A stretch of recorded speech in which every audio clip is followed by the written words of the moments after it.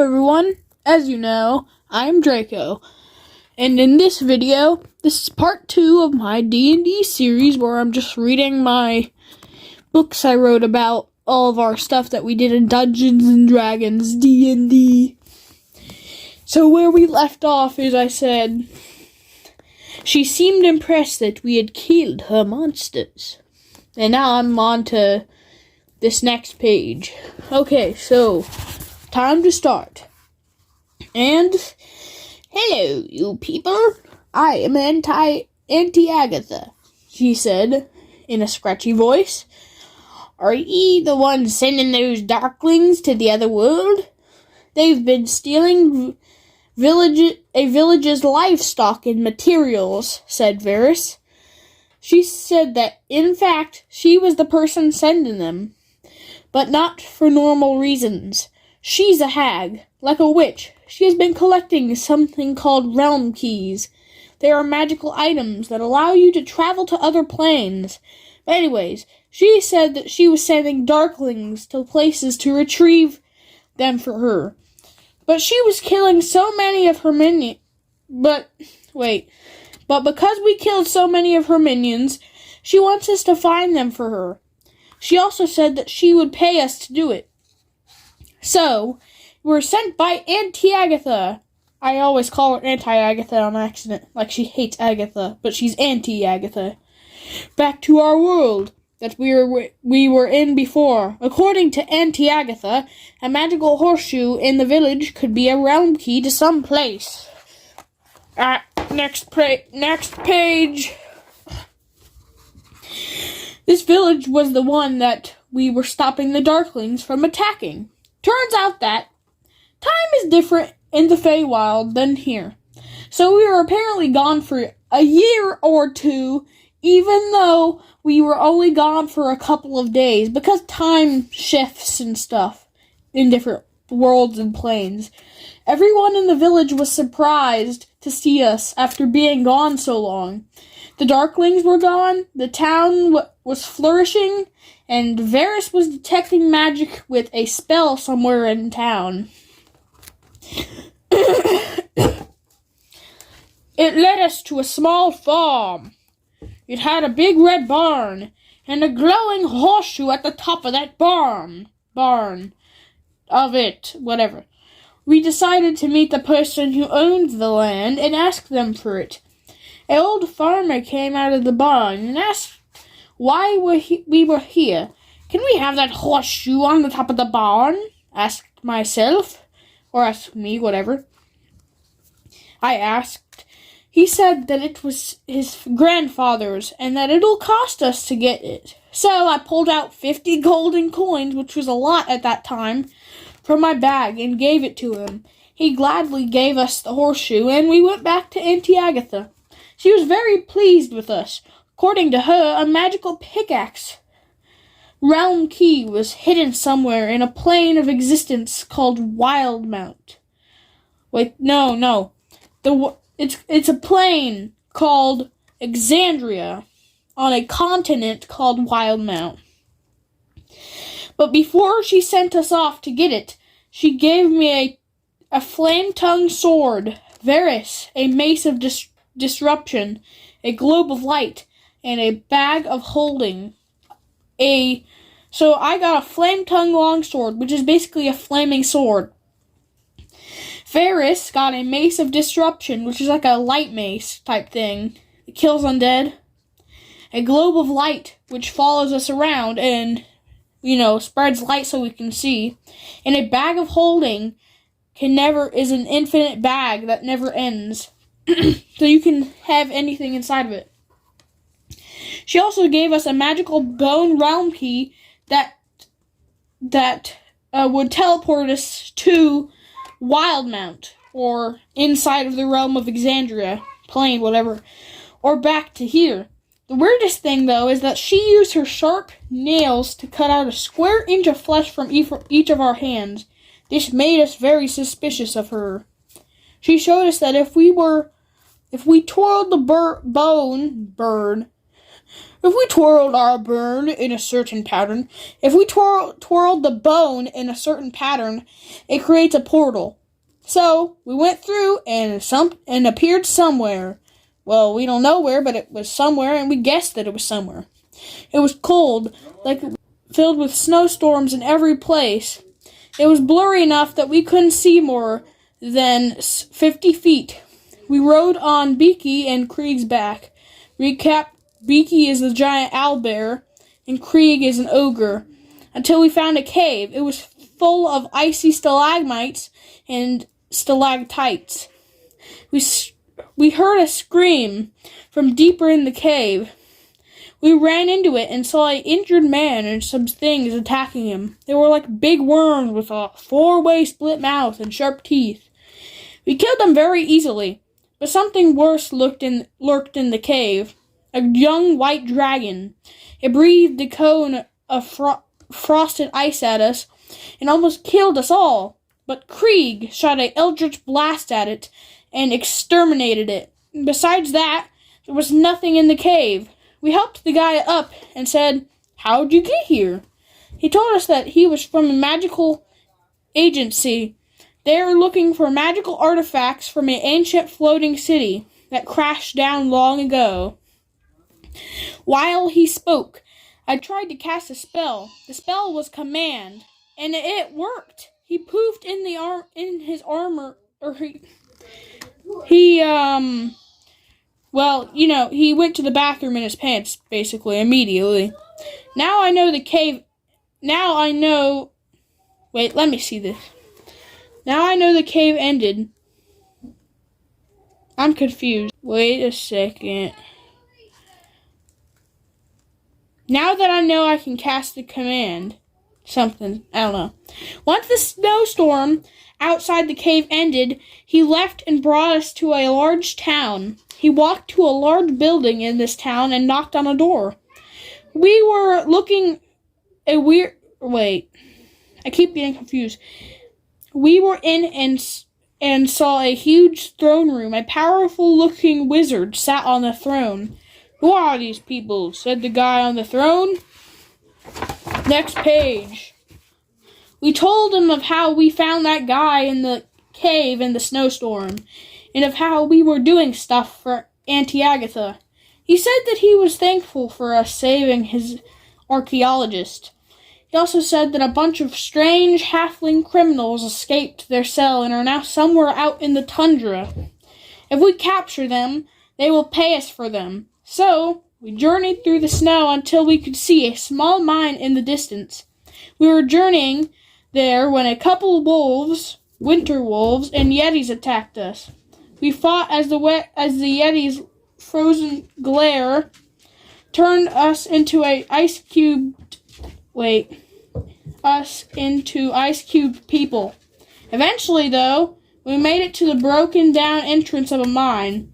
It was ancient and looked like it could collapse at any moment. But the most dangerous part is the 12 to 15 halflings outside. One of them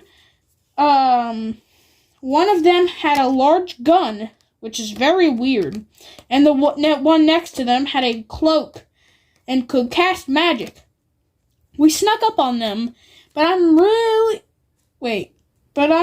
bad at doing that. They heard me, and the guy with the gun shot a huge blast of darkness at me. He missed, but it blew up a whole tree. They weren't too hard to defeat, and the dark blaster never hit us. He basically just hurt Earth's arm. But just as we finished off the last halflings, the leader with the gun ran into the mine. We followed him into it and captured him. Krieg and Beaky stayed outside and watched him while we went deeper. Varys found a pickaxe and casted a spell called Detect Magic on it. Turns out that this thing was the realm key pickaxe we were looking for. But still, a deeper part still existed to the mine. We eventually got to the bottom and found a huge, gigantic cavern with rocky stalactites on the ceiling. We stepped around it and found some normal stuff like nails and wood, but sometimes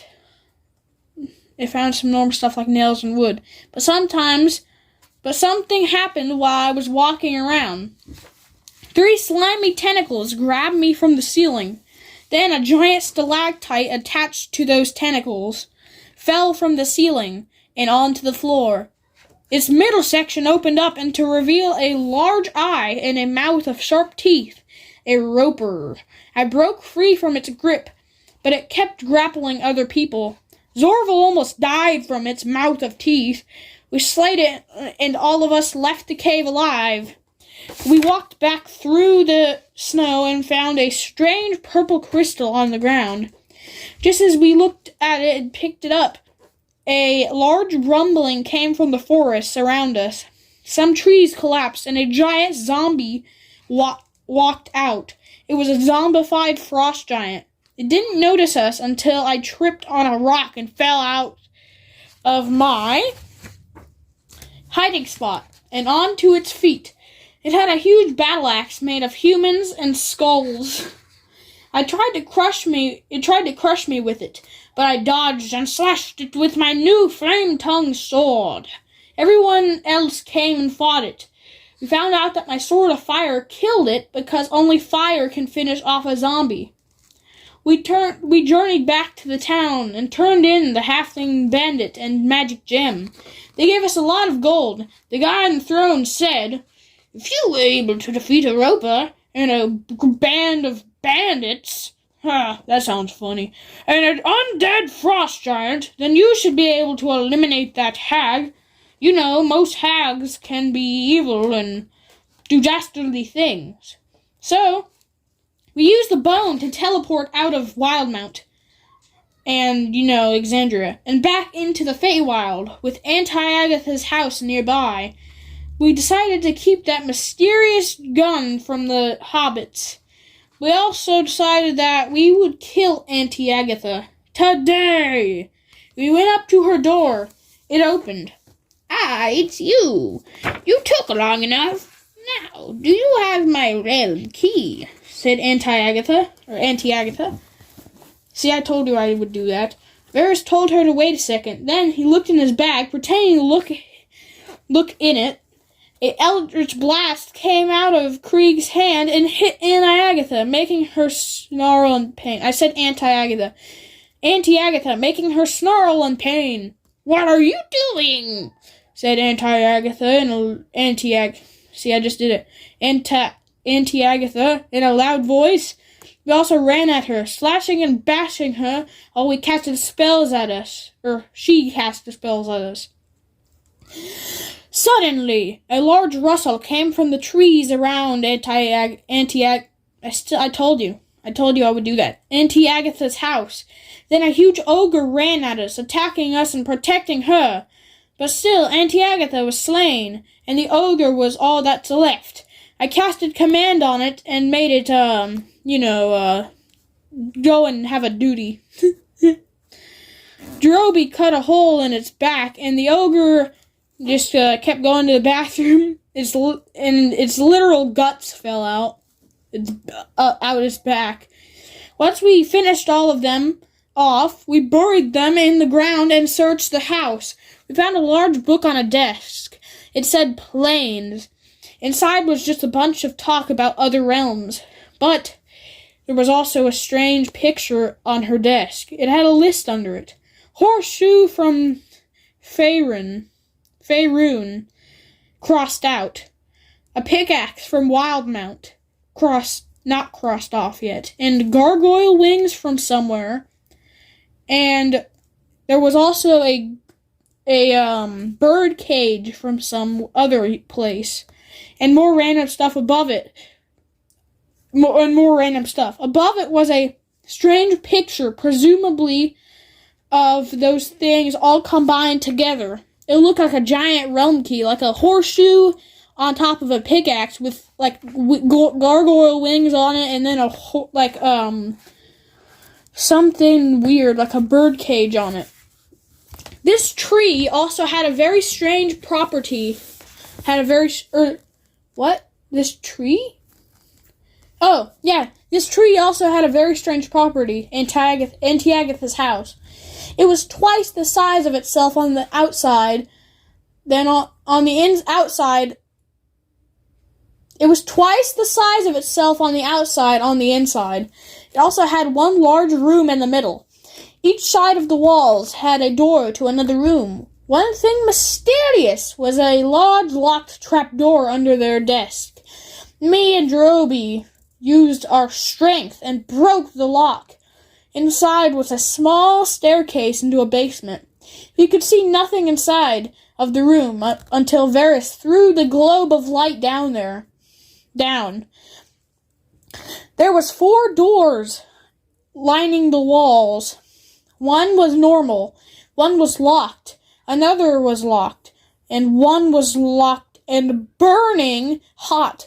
The one that was hot had a symbol above it, one that said Avernus.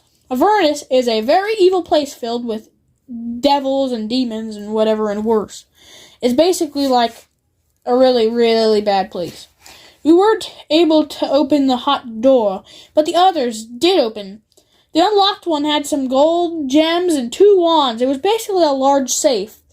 We took it all. Varys used detect magic on the wands and found out that they were a wand of fireballs and a pyrotechnic wand. A pyrotechnic wand, whatever, short end, shoots